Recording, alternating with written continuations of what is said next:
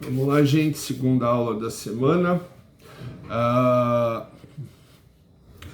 Nessa semana, na última aula eu falei da Revolução de 32, né? E no finalzinho da aula eu falei sobre a formação, como isso levou à elaboração, levou às eleições e à elaboração da Constituição de 34, tá? E aí nessa Constituição de 34, é a história do Estado Novo, do Estado fascista brasileiro. Muita gente vai morder os cotovelos quando eu chamar o Estado Novo de Estado fascista, porque Getúlio Vargas ainda hoje tem muitos apoiadores, tá? Fora de São Paulo, óbvio, tá? Mas em vários estados brasileiros as pessoas têm um frisson por Getúlio Vargas, tá? Estados, obviamente, que foram beneficiados por Getúlio Vargas. O Rio de Janeiro é um deles. Os gaúchos são outros, né?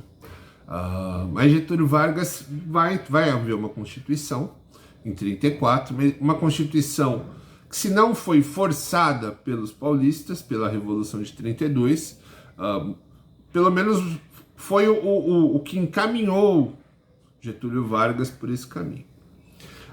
Essa revolução previa eleições em 1936 ou 1937, tá? Mais definidamente em 37.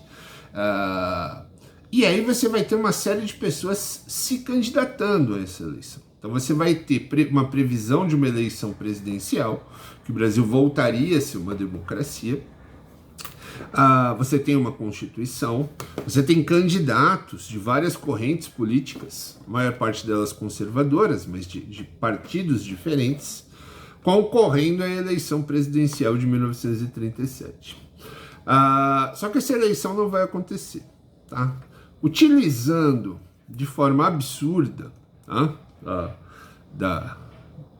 Do receio de que os comunistas tomarão o poder, de que os comunistas estão invadindo o país, de que os comunistas estão planejando a tomada do governo, tá? Então, utilizando desses medos, e aí qualquer semelhança não é mera coincidência, Getúlio Vargas vai cancelar a eleição e vai se definir como...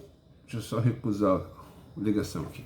Vai se definir como o ditador brasileiro e vai decretar o surgimento do Estado Novo brasileiro. Tá? A Constituição de 34 vai ser substituída por uma Constituição, por outra Constituição, feita por um único político de confiança, tá?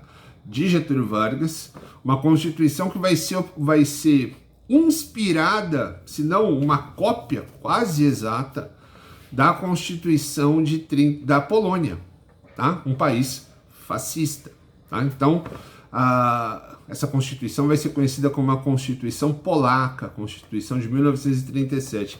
Polaca porque é praticamente uma cópia da Constituição fascista da Polônia, tá?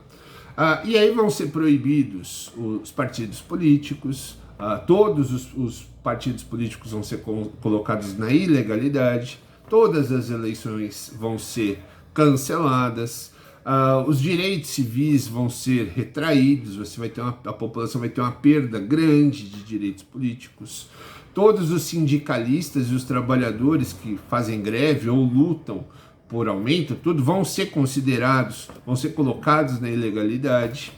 Então você vai ter uma série de restrições civis, restrições de direitos civis e liberdades individuais, para que Getúlio Vargas mantenha o seu governo e salve o Brasil da invasão comunista. Uma invasão comunista que é da boca para fora. Tá? O máximo que o Brasil vai ter de próximo a isso foi durante a República Café com Leite, quando forças socialistas, comunistas de tenentes e pessoas ligadas diretamente ao comunismo, com interesses comunistas, do Partido Comunista, vão fundar a Coluna Prestes, vão sair pelo interior do Brasil tentando convencer as pessoas a mudarem o status quo, a palavra bonitinha, status quo, latim, hein? A mudar a condição do Brasil durante a República Café com Leite. Nada a ver com o governo de Getúlio Vargas. Essa galera vai se chamar Coluna Prestes, vão dar a volta no Brasil, lutando contra o exército brasileiro, não perderam uma vez do exército brasileiro, tá? Até ter que fugir do Brasil e se radicar na Bolívia, na Argentina, no Paraguai, tá? Isso foi o máximo. Se chegou a qualquer possibilidade do Brasil se tornar comunista. Então, era um inimigo fantasioso que Getúlio Vargas usou propositalmente para se manter no governo de uma forma agora ainda mais ditatorial ainda, tá? Agora utilizando uma constituição de cunho fascista, agora com a restrição de várias liberdades individuais, tá certo? E liberdades civis também, liberdade de imprensa. Então Getúlio Vargas vai ter um controle feroz sobre a população paulista. Em 39 vai iniciar a Primeira Guerra Mundial, começaremos a falar na próxima aula, tá? E o Brasil vai ter que se posicionar. Como na Primeira Guerra, a Segunda Guerra para o Brasil comercialmente é interessantíssima, tá? Então, a gente não pode falar a guerra foi ruim, a guerra foi terrível, as guerras mundiais são terríveis, humanitariamente são terríveis, mas comercialmente a Primeira Guerra para o Brasil, principalmente para São Paulo, é excelente, e a Segunda Guerra também. Tá? Então, num primeiro momento, o governo federal brasileiro vai se declarar neutro. Muito por ser forçado a isso pelos Estados Unidos, mas também por saber que pode tirar grandes lucros desse conflito mundial. Com o passar do tempo, embora Getúlio Vargas tenha inclinações claríssimas do fascismo, tá? Então Getúlio Vargas nunca escondeu que se participasse da guerra, participaríamos do lado fascista, do lado nazista. Tá? Então Getúlio Vargas tinha essa inclinação. Não só Getúlio Vargas, mas aqui na América do Sul, outros países, como é o caso da Argentina. Getúlio Vargas. Mas o exército brasileiro não tem. O exército brasileiro não tem essa inclinação.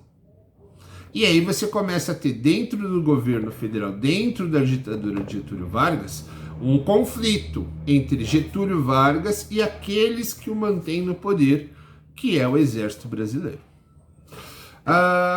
Logo na primeira metade da Guerra Mundial, os Estados Unidos é bombardeado pelo Japão, ainda um incidente chamado Pearl Harbor, que vai levar os Estados Unidos à guerra. Logo na sequência, um navio brasileiro é afundado supostamente por um submarino alemão, não se sabe exatamente, você tem diversas explicações aí das teorias da conspiração, de que foram os próprios americanos que afundaram esse navio brasileiro. E aí isso vai levar o Brasil à guerra. Na real, os Estados Unidos entrou na guerra, o Brasil teve que entrar junto. E os Estados Unidos entram do lado aliado, do lado de França, de Inglaterra. E o Brasil, quase que como uma obrigação, também vai entrar nesse mesmo lado. O problema agora é desafiar os Estados Unidos, algo que o Brasil não faria mesmo. A dependência econômica do Brasil com os Estados Unidos era gigantesca.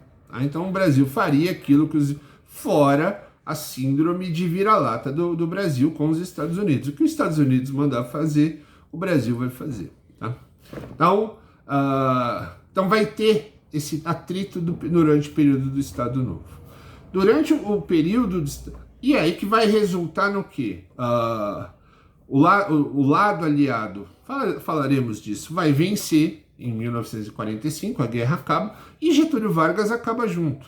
Tá? Porque Getúlio Vargas... o exército está lutando pelo lado aliado porque foi orientado pelo governo federal, que foi forçado a isso, mas porque é o lado que o exército quer estar.